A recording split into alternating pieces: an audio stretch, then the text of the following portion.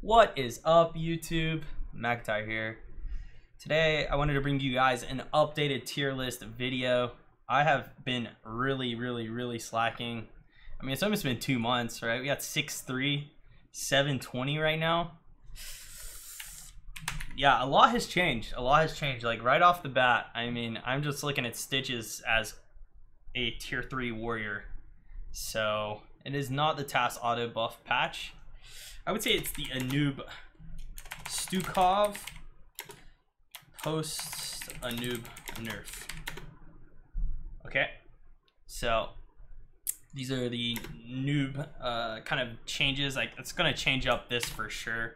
I do think that Anub is still tier 1, but like very low tier 1, probably the lowest, but he does still have like double stun, which is so powerful. And funny enough, we're gonna bring big boy up to the top, Stitches. I would say that he is 100% S tier right now. Just being able to get picks and just win a game outright, it just makes him S tier in itself. The other S tier I think is gonna be Greymane. Greymane just does so well in this meta. I think the way I'm gonna look at S tier heroes from here on out, and just when I update my videos, just to make them a bit easier, like tier S doesn't necessarily mean it's the best at the very moment. It just means that it's never bad. It's just never bad. So like, if you're first pick and you get a tier S hero, you're always happy. Like, you're always happy. It's flexible, it's strong in all situations, it's just never weak, and you always have a chance to win Hero League with this kind of hero, right? So that's kind of what S tier is going to become, I think, in these tier lists. And so yeah, so we have Genji, Stitches, Greymane. I will say that I actually can't decide if Stukov is here. I think Stukov is probably, to be honest, just a tier 1. I don't know, looking at all the support casts right now, I don't really think that there is a support that is tier S, because all supports really are fairly flexible around the kind of, I don't know, the tank that you have, right? We're gonna move Oriel and Rhaegar down. We actually bring Task up. Task might be an S tier hero. Not in the support slot either. I would say he has to obviously be a second support, but I firmly believe that Archon is just a button that can be pressed to win a game. And a lot of the time, I don't know, I'm hesitant on this one, to be quite honest. It's hard to say, because if you have a very bad carry player, then this pick is not as strong. And if you're, well, thanks Razor Snaps. And if you're shout outs to Razor, by the way. I'm not sponsored at all, but I do use their stuff.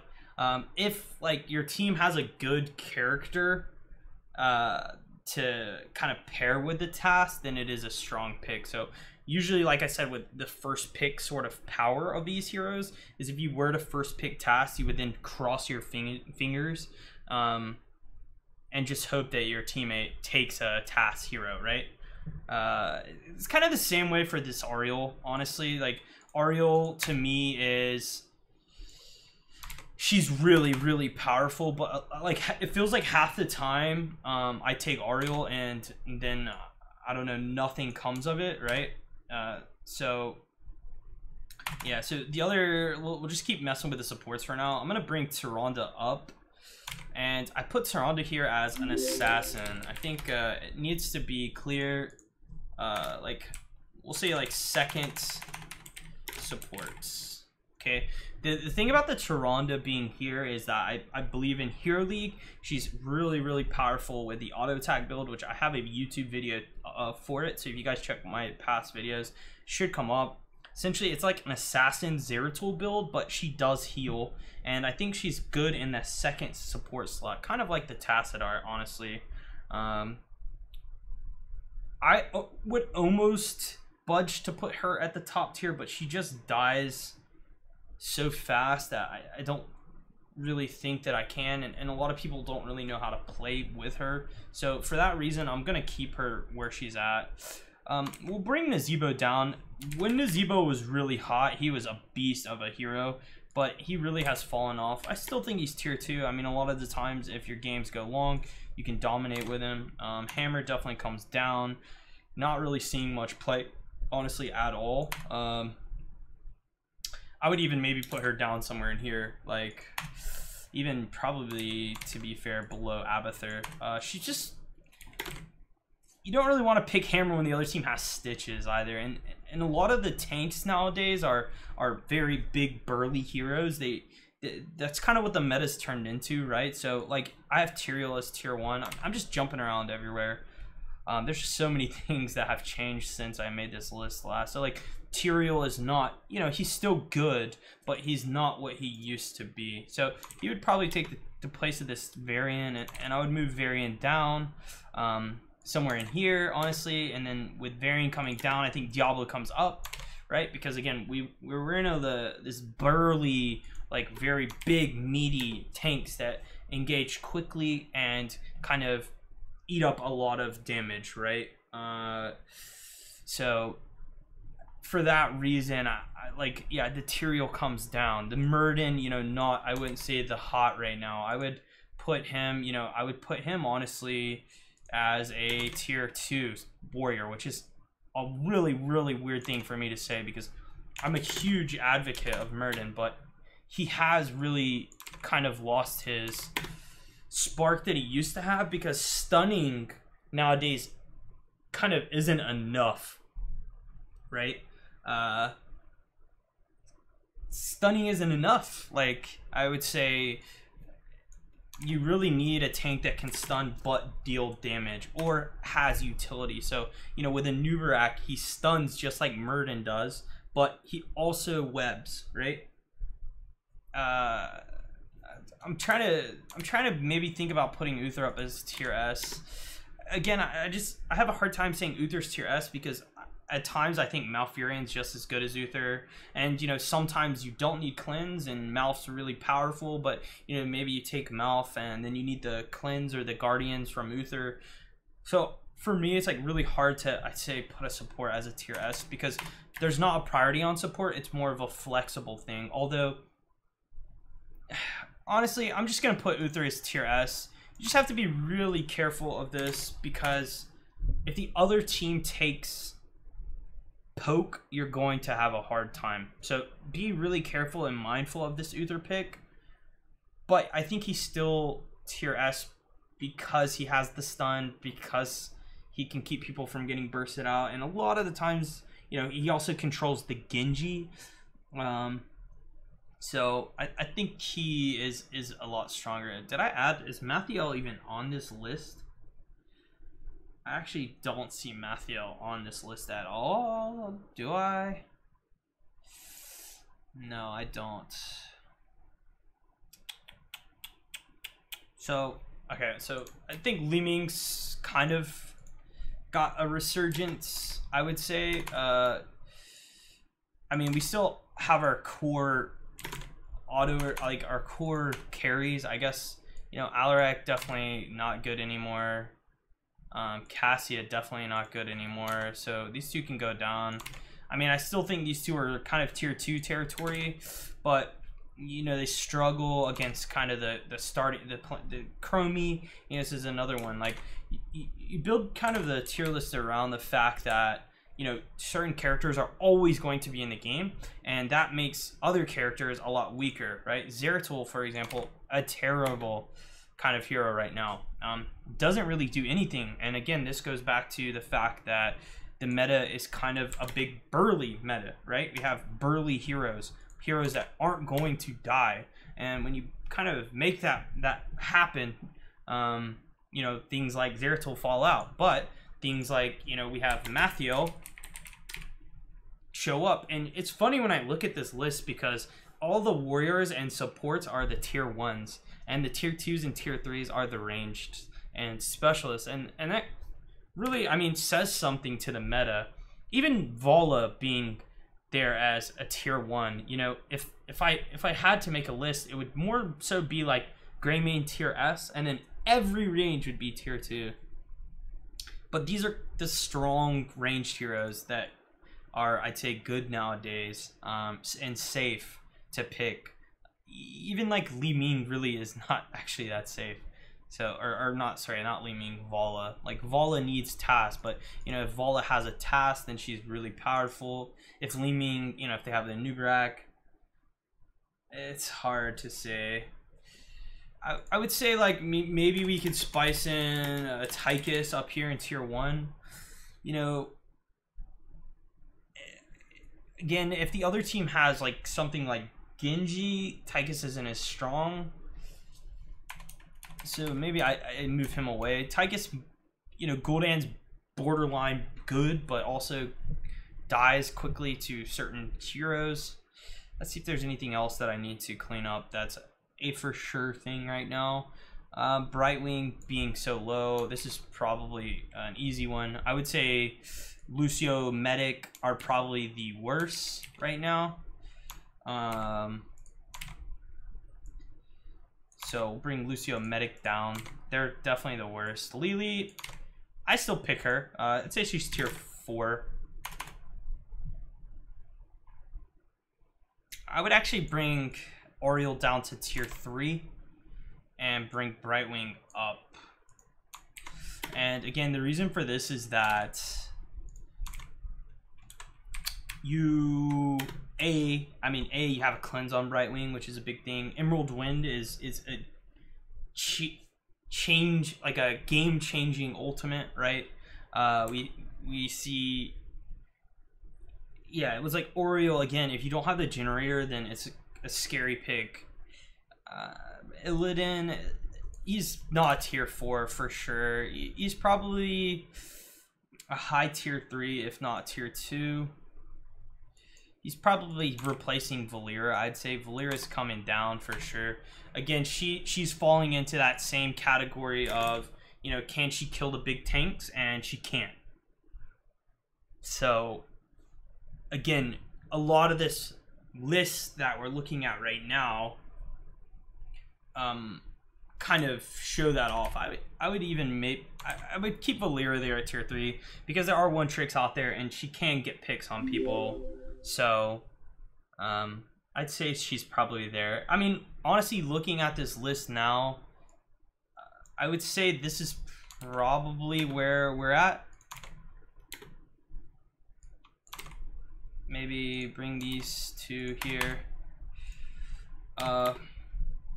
Yeah, I'd say this is probably an appropriate showing of the meta. Maybe Lunara comes up above the Falstad. I mean, for me, Falstad's really powerful in Hail League because you have heroes like Arthas, Dahaka getting picked a lot, and Falstad does really good against those guys, right? Because they're low mobility and they're cooldown based. So like Dahaka, for example, when he hits his adaptation, Jesus Christ, words, you just gust him, all right? Arthas, same way. When he ghouls, you gust him, and then if you gusted them, that's kind of their like go button. And if they don't have the go button, they can't do anything. Like it's hard for them to do anything without that button kind of rolling, right? So yeah, okay, so we'll do the variant 2-hand. He'll come down. He's basically Nova. I mean, these are just characters that like you just smash your buttons and you're either gonna kill someone or you're not. So I would say maybe Tyrael above Joanna. Joanna's really just a wave clear tank, but she's just kind of always solid, question mark. I don't know. I think I put Joanna as tier 2, honestly, because there's a lot of people out there that are Joanna 1 tricks, and if I don't have her as tier 2, then I'll get flamed on Reddit, and I'll have a whole post and a whole description about how some guy's 60% win rate in Platinum 5, and he never loses with Joanna, but he can't win with Muradin. So, let's see what else we have. Yeah, we can bring Tracer up just on the fact that she does do pretty well against most of the cast. Plus, you know, if she has the task on her, then she's really powerful. This is probably right around where I would put this list. Rag goes below for sure. Actually, Rag got dropped pretty hot.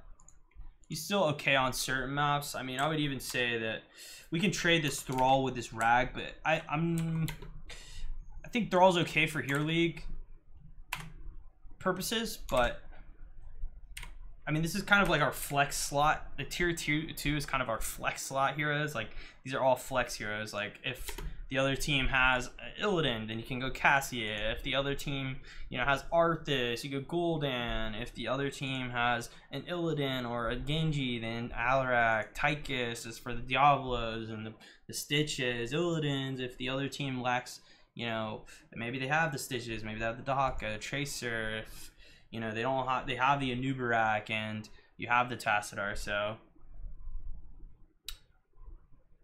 yeah, I think this is probably it right now.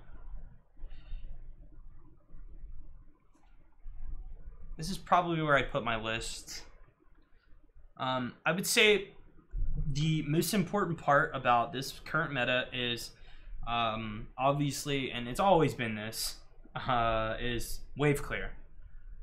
So if you can wave clear well, then you usually can win Hero League, because a lot of the time your team just isn't wave clearing, right? Which is why, like, if we look at all of these tier 1 heroes, except for the exception of Genji, because you're just running around killing people, you have wave clear in all of them.